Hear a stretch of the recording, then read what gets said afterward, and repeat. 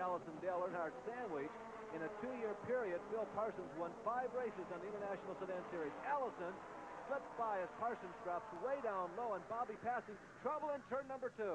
We have cars spinning off of turn number 2 and hitting the inside wall, and at least 2 other cars now involved here. The number 61 is involved. Bob, there is significant damage to the outside retaining wall. I think somebody has hit the wall very hard. There is some debris on the racetrack. We cannot see the car, which was the primary car involved. I think he's right down on the bottom of the exit of turn number 2, but someone has hit very hard up there. There is the remains, it appears, of the front fender and bumper, and you can see the debris littering the exit of turn number. The front end or the back end, one end of that car has been ripped completely off. The safety crew is right now checking with the driver. Somebody hitting very hard coming out of turn number 2. Kind of hard to say whether the car is facing toward the first or the fourth turn. The car involved is Bubba Nissen, number 95. He's moving around, Bob. Yes, he is, as a matter of fact. It is the front end of the car. Now we can see very clearly Bubba has been able to get his helmet off, it appears, and is moving around in that car. But boy, he did hit very, very hard right off of turn number 2. Just as you go straighten out to go down the backstretch, there is a separation between steel guardrail and cement guardrail, and he hit just as the Armco steel barrier ends and the concrete begins. Nissen is that he sustained a broken leg and possible other internal injuries. He has been taken to a local hospital for observation. So on 148 laps completed, the red flag came out and the race was officially stopped. The NASCAR officials determined that they could not fix the guardrail before darkness set in. The driver who was leading at the time was Dale Earnhardt, and our Dick Berggren is with him in victory lane.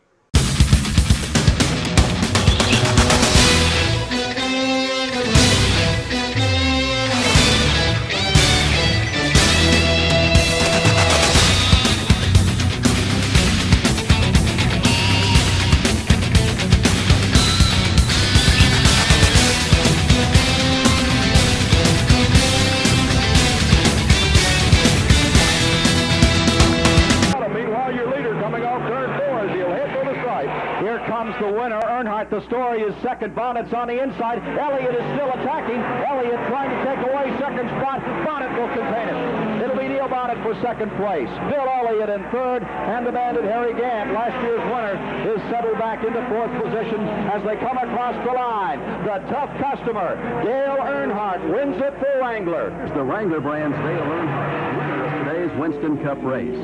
Coming around to get the checkered flag in the Wrangler jeans machine. So congratulations goes out to Dale Earnhardt on the shores of Lake Norman. I imagine there's a lot of people celebrating in his neighborhood as Dale Earnhardt overpowered the field in the closing laps of today's Mellow Yellow 300 to take number 15 as Wrangler Pontiac home to victory today. So congratulations goes out from all of the crowd here to Dale Earnhardt, the driver of number 15, the winner of today's Mellow Yellow 300 as Dale brings it down pit road and heads toward victory lane.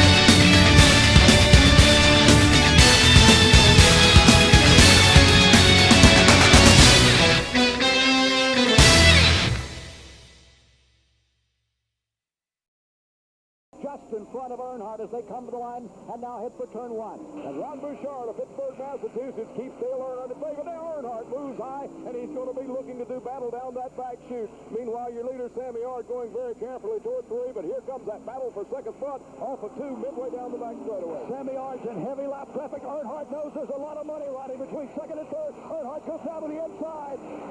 Bouchard is upstairs. Earnhardt will get second. It looks like Bouchard comes back. The winner is Sammy Yard. Yard is going to win it. The battle for second coming to the line. At the line, it will be Earnhardt in second. Back in fifth, it is side by side. No call. Looks like a dead heat. It may be Bonnet by a whisker. What did you think, Donnie? Well, I'll tell you what, it was awful close, Kenny, and it was really something. Margin of victory, 8 3/10 of a second. Sammy Yard has done it. Sammy Yard, a sportsman driver, has beaten the superstars of American racing at their own game, super speedway racing.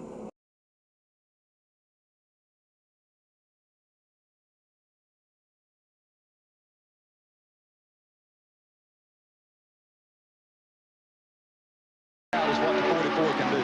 At 200 miles an hour, down the back straightaway. Gathering it up. Here comes Bonnet. He's going to make his move going into 3. And on the outside comes 44.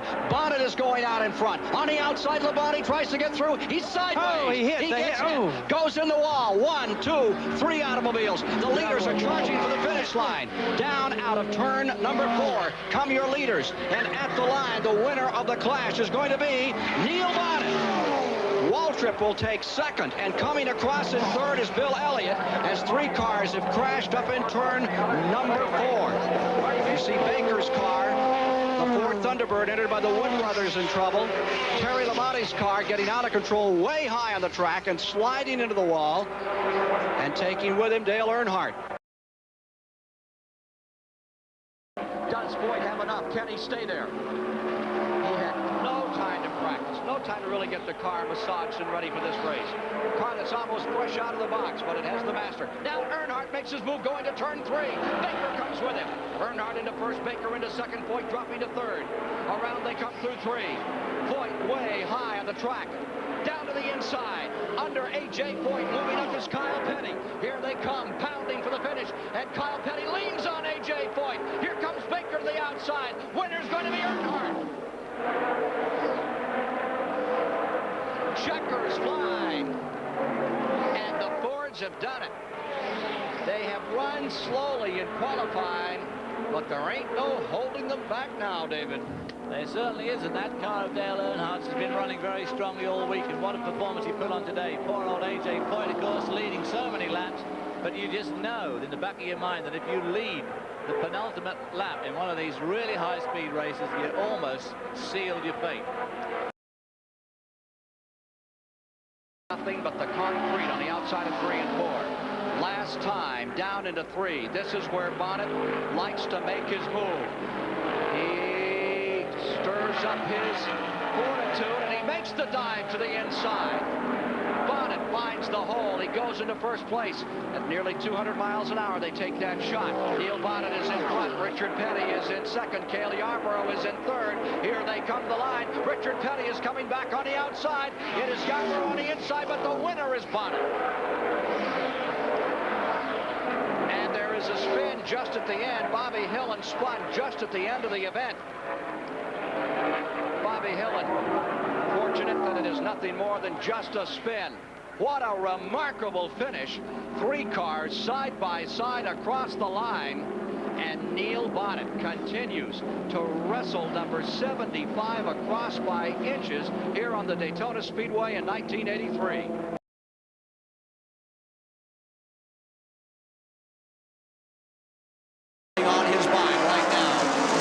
Shot. They're in the back straightaway. Here comes Yarborough to the inside. Identical to 1979. Baker gives him room, and going into first goes Cale Yarborough. Yarborough's taking the lead. Looking back, there's 98 Joe Ruttman into second place. Ruttman's going high, and here comes Cale trying to throw the block. He gets up there. Going under Ruttman again as they come off 4. Down they come for the finish. Here comes Baker on the outside. Bill Elliott. 3 cars side by side fighting at the line. Cale Yarborough does it. What fantastic strategy. Jeepers, he did that just so right. finish here in Richmond. Back straightaway. There's Bobby Allison in front. Here's Earnhardt. One last stab. Digs deep. Charges. Here they come on a turn 4. Earnhardt is coming to the inside. He's 4 car lengths back. Allison takes the checkered flag. The third place car is on pit road. It's not going to finish. Harry Gant staggers onto pit road at the end of the event. And number 75 comes across. Dale Earnhardt up congratulating Bobby Allison on his 74th career win. Oh my heart, what a finish. Now down the backstretch, Bill Elliott is going to have to make his move. There is a lot of traffic ahead of them as they go into the 3rd and 4th turns now. Here they come toward the 4th turn, and the start-finish line coming up. Bill Elliott will make one desperate attempt as he goes to the inside. Richard Petty holds him off, and Richard Petty picks up a victory at Rockingham, North Carolina Motor Speedway, his first since 1981, and the crowd celebrates with King Richard. It's been a long time since he was in victory lane, and ESPN has brought you his victory live this afternoon. Bill Elliott finishes in 2nd place, and a great great 2nd place for him, and that is Richard Petty's 196th win. A double celebration coming up for Cale tonight as he'll head around 3 and 4 and win his 7th 500-mile race at Atlanta International Raceway. There's a relationship between 1st and 2nd, and that's quite a margin these days in NASCAR racing. Last year, we had a margin of victory of 2 inches, and here it is Cale Yarborough winning it by about 15 car lengths. Cale Yarborough, the winner, 1.1 seconds. But wouldn't this be a very welcome victory for him? 133 Grand National NASCAR races and 2 victories in all of those years. And Harry Gant is on the verge of winning one of the toughest of them all, the Darlington 500. And here he comes. The checkered flag is out for him. Look at this crowd. They're going bananas. And Bill, he wins it by 1.04 seconds over Darrell Waltrip. And he only led those last 2 laps. So that's called placing yourself in the right place at the right moment. It'll be interesting to see now if anything really was wrong with Darrell's car, whether Harry Gant pulled some horsepower out of some place and was able to blow right on by him, because he did right down the main chute. Sterling Marlin from Columbia, Tennessee, one of the candidates for Rookie of the Year. And Darrell Waltrip now setting his car into turn number 3. Now turn number 4 off of it onto the main straightaway. And Darrell Waltrip has done it. He has won his first Grand National race in 1983. Here's the race for 2nd. Allison and Gant come down, and it's Bobby Allison staving off the challenge to finish 2nd, and Harry Gant places 3rd.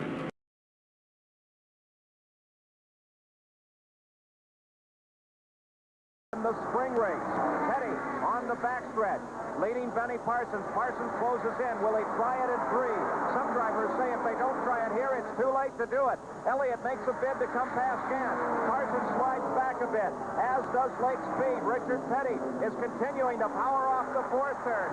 Petty appears to be unchallenged now as they head down into the tri-oval. Parsons tries him high. Parsons tries him low. Petty moves up and down with every maneuver that Parsons makes. And Richard Petty is heading for the checkered flag. And he doesn't.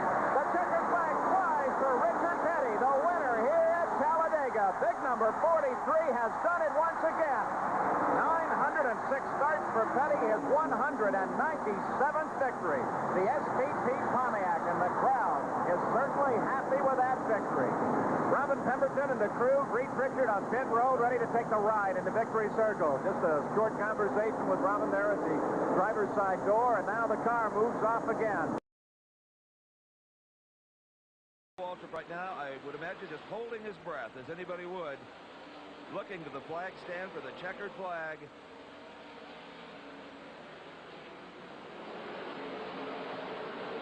And he's got it. Darrell Waltrip wins the Marty Robbins 420. They're slapping hands down in the Junior Johnson pits. And taking 2nd place is Bobby Allison. But the night belongs to this man, Darrell Waltrip of Franklin, Tennessee, and of course to the memory of Marty Robbins.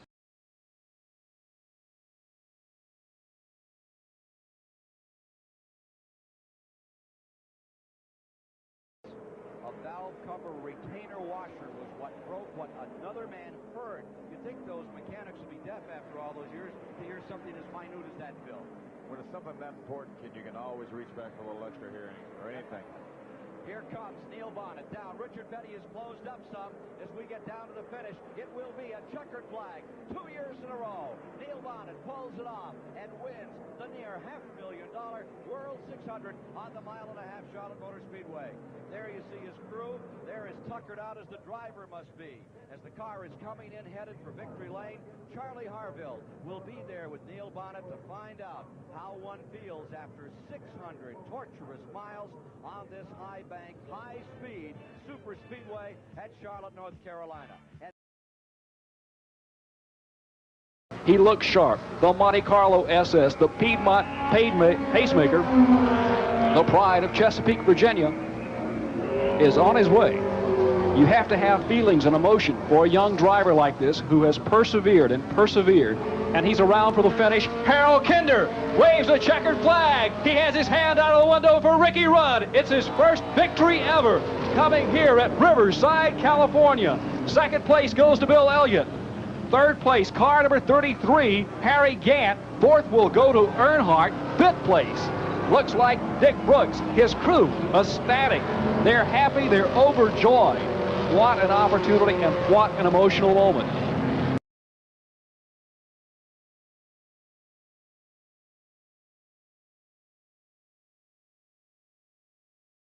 Thought heat would be the major factor. It turns out the fuel is. Incredible. So that's what it cost him, that flat-out running that brought him into the lead.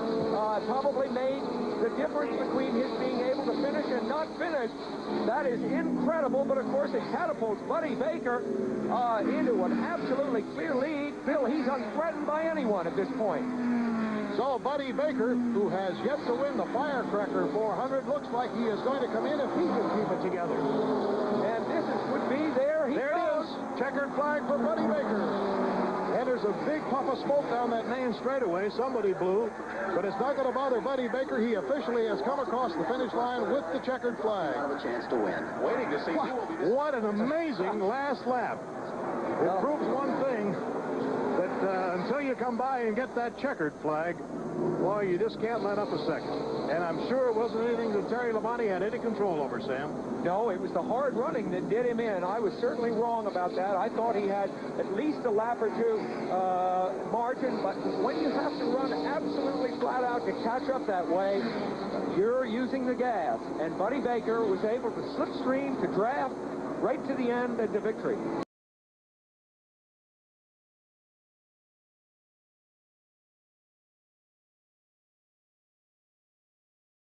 comes out of 2 and squares it away.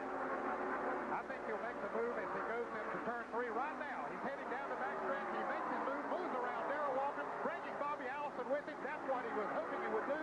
Allison will have an effect on the outcome of this race. So Allison pulls around. Now here comes Waltrip. He'll get one counter charge out of the tri-oval area. Waltrip will take one more shot. And here he comes.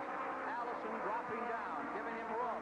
He moves to the inside. There are lap cars there. Waltrip is coming up. They come up with a lap car, and the winner is Earnhardt. Fantastic racing. You see the crew, Bud Moore and the crew very happy there. They're the losers. And they're the winners. Dale Earnhardt has done it. He did it in style. The backstretch for the final time. Cale Yarborough is maintaining the lead over Darrell Waltrip, and it looks like he's going to be able to pull off the victory if he can go for another less than 1/2 lap. Down low on the racetrack is Cale Yarborough, our race leader. Here he is coming into turn number 4 now. Off of it, onto the tri-oval. Cale Yarborough to the inside of the racetrack. He now moves high to pass Dale Earnhardt, and Cale Yarborough wins the Champion Spark Plug 400 from Michigan International Speedway. Finishing in second position is Darrell Waltrip in car number 11. Third was Bill Elliott in car number 9. Fourth was Terry Labonte in number 44, and fifth, Tim Richmond in car number 27. There is the third place finisher, Bill Elliott, and Elliott continues his string of good finishes, but it is still a victory eluding Bill Elliott.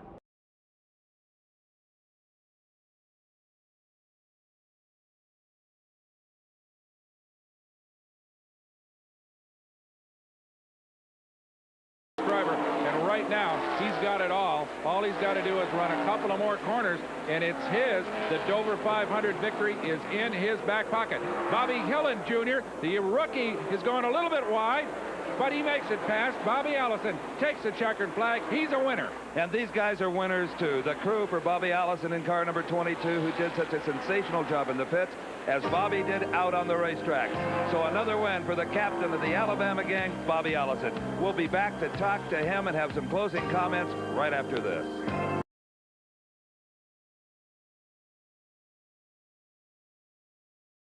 He's in turn number 2, off of it, onto the backstretch. Darrell Waltrip less than a half a lap now from victory. The car ahead of him is the number 6 of D.K. Ulrich.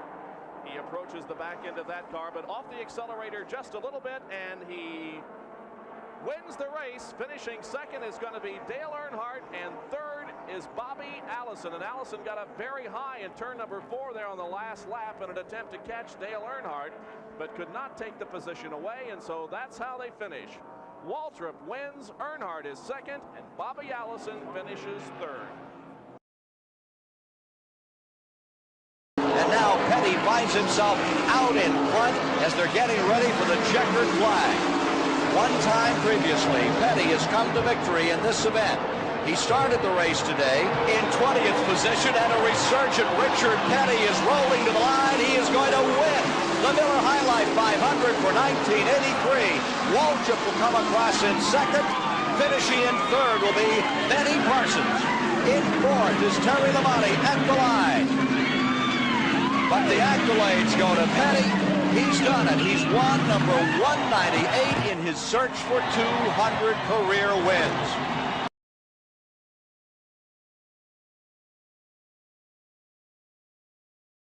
As they go down the back straightaway, Neil Bonnet in front, Buddy Baker in second. Checkers a third of a lap away on this mile-and-a-half track. Surprising circumstance just at the finish of the Atlanta Journal 500, and after it looked like it would be Yarborough's and then it would be Allison's, give it to Neil Bonnet in 75, the winner. Buddy Baker's coming home second. Bobby Allison holding on. He's coming to the line very slowly, but he's across in third place. There is Bobby Allison just crossing the stripe in the third position. Fourth will go to Terry Labonte unofficially. Fifth to Richard Petty. Morgan Shepherd maybe into sixth, and Bill Elliott in seventh. We'll wait on that final pit stop on Bill Elliott. So the red flag comes down. It's over for today. Darrell Waltrip will finish in 8th position. Bobby Allison in the 3rd position today. What a quest this has been for this team. A family effort. They rent one car when they come to the track, and that's it. They keep the whole crew in it. You'll see as many as 8. Gosh, I hope the officers didn't hear about that. Getting back and forth to the track. And usually it's an economy car. There's the crew, and there's the checkered flag coming out for Bill Elliott, who has just won his first race in his Winston Cup Grand National career. Benny Parsons comes home second. Neil Bonnet third. And there's Jim Gardner. You can see him in the dark jacket. He is ecstatic. They've done it. They have won the national championship. What a great moment for that team. Dygard Racing, originally out of Connecticut, now from North Carolina, has won the national championship. So close, so many times. And here is Bill Elliott, the winner of the Winston Western 500 for 1983.